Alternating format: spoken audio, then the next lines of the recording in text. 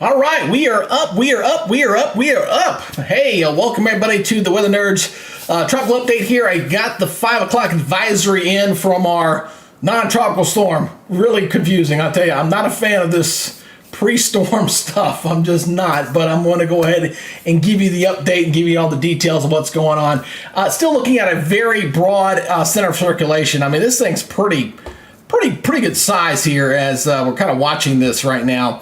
As you see in this circulation center, so just it's pretty broad out there. So we'll see how it goes if it actually becomes Alberto or not officially. They've got tropical storm warnings up along the coast. It's definitely got a pretty nice wind feel with this thing.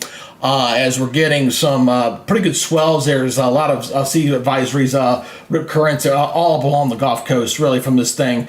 And this is the first one. We may actually get another one as well coming in here a little bit behind this one, and that one may go further up the coast. But one thing's for sure, we're going to have some flooding problems, to say the least, with this system. So anyway, let's go ahead and break this down. I'll give you the latest coordinates here. Again, I got them above me as well, but there you're looking at 22.1 north and 92.7 west. I guess I should put the north and west on there, shouldn't I? Again, this thing is moving off toward the north at about some 7 miles per hour. Not really moving all that fast, so over to the northwest. So anyway, this is going to be moving inland into Mexico here very shortly. You see it kind of moving in that direction. It's going to really provide a tremendous amount of rain. That's probably the big thing with this thing is the rain threat, which is quite significant here. And there's the rainfall amounts. Again, upwards of over 8 inches rain in Corpus Christi, Laredo, the Brownsville getting hit pretty good. So some pretty good rain. And that could be a flooding problem for a lot of folks as this thing moves inland here going into this day or so. So we'll see if we get a storm or not.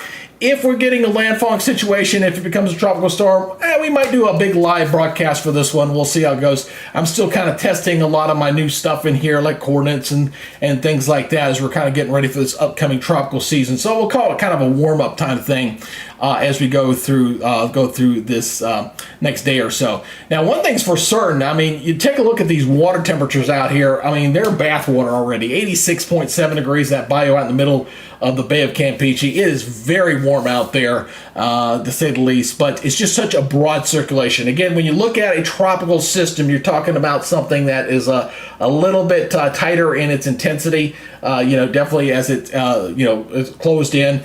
And of course, the closer those winds, the closer the circulation center, of course, the higher the winds are going to be there as that is moving on through here.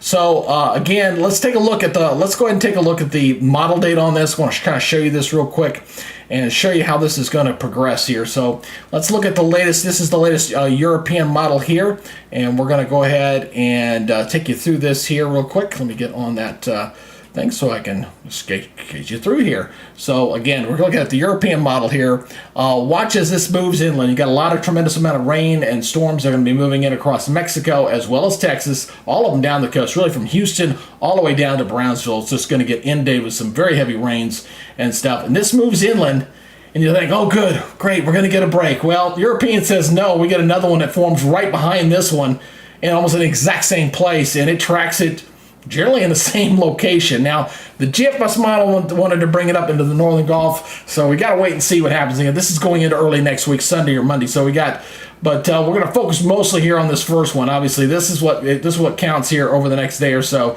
as this moves in. So as we get into late in the day Wednesday, we're going to have a landfalling tropical storm, and we're going to have Alberto. Well, we'll wait and see on how this is going to work out for us here as we go through the next couple days. Now, right now, looking at the radar, we are seeing some of this rain and some of these, really can't call it squalls or bands, just some rotating rains around that area of low pressure right now. The yellow there is the tropical storm warnings. We've got them all up and down the coast there.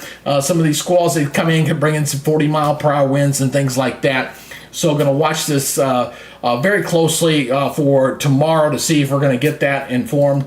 And like I said, if we're going to get a landfalling storm tomorrow, we'll be doing a wall-to-wall coverage on it. We'll test out some stuff, and I'll continue to kind of fine-tune things here as we go through the day for tomorrow. Now, I would be remiss if I don't bring this up, so I got to bring this up real quick.